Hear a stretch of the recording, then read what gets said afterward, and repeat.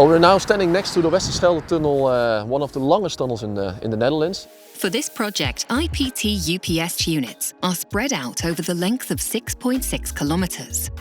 This project was necessary because the previous installation was ready for an update. Not an easy task because of the length of the tunnel and the narrow path for installation and commissioning of the UPS system.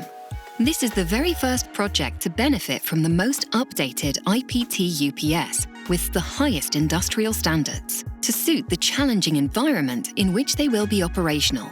So Co-Walter Dross is mainly responsible for all the traffic technical systems that are available in the tunnel. And why that's such a huge responsibility is because it ensures the safety of the traffic that is traveling through the tunnel.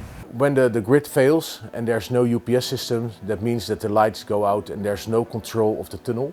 And in that case, the complete traffic will come to a halt, and that means that the tunnel is unprotected.